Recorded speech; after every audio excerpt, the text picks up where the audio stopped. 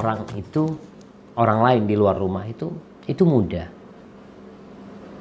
Kita menjaga sikap kita, jaim, pencitraan, itu mudah di depan orang. Kenapa? Karena kita nggak lama jumpa sama orang itu. Tapi kalau udah masuk rumah, kau berubah jadi wujud aslimu, kasar atau lembut. Maka kembali, bagaimana seorang istri menyikapi suaminya? Yang pertama, dia adalah suamimu. Dia adalah pilihanmu.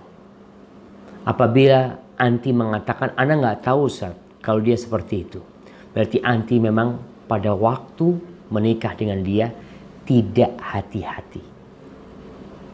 Rasulullah SAW memerintahkan kepada para wali, kepada para wanita agar memandang kepada dua hal yang harus ada di suami. Agama yang baik dan akhlak yang mulia.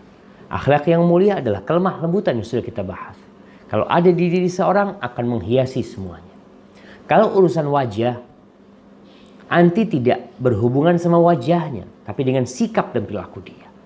Wajah hanya dipandang, tapi tutur kata dia, tangan dia yang bermain kadang-kala di rumah. Apabila jawaban anti, iya Ustaz, dulu Ana nggak tahu, Ana cuma melihat kepada wajahnya, Ana cuma ketemu dia di kuliah, seperti itu, maka banyak-banyak istighfar. Rasulullah SAW sudah mewanti-wanti. Apabila orang yang berakhlak mulia, yang agamanya baik, kau tolak, maka akan terjadi kerusakan dan kekacauan. Anti mungkin merasakan kerusakan dan kekacauan itu di rumah anti. Rumah yang seharusnya menjadi naungan cinta dan kasih sayang.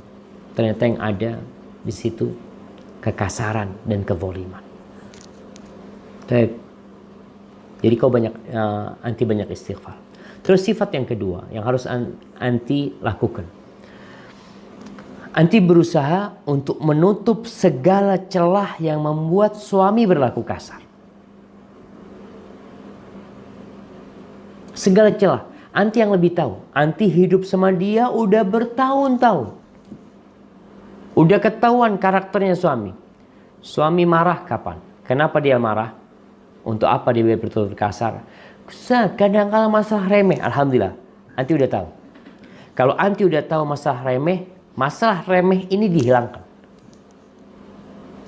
Umpamanya, wallah Ustaz, suami ana ini marah kadang-kala hanya gara-gara air es di kulkas habis. Anti udah tahu.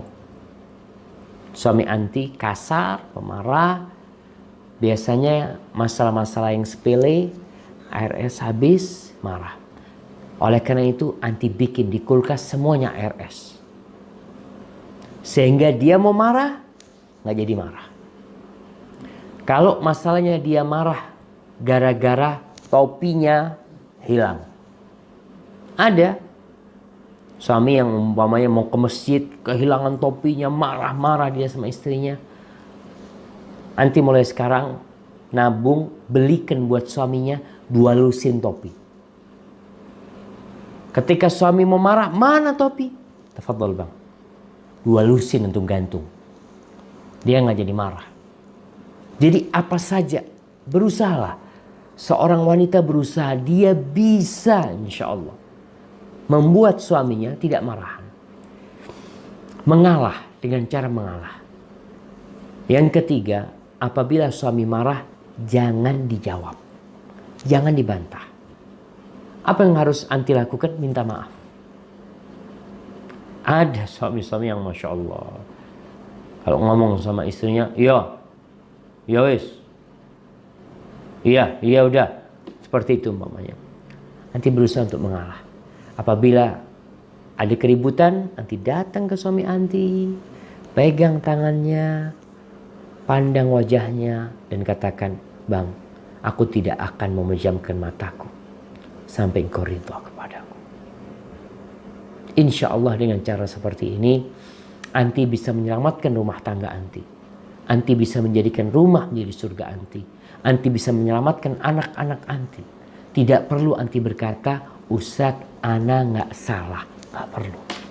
Kita tidak sedang mencari siapa yang benar dan siapa yang salah. Kita sedang membangun rumah tangga yang penuh dengan keharmonisan. Allahu, Allahu, Allahu.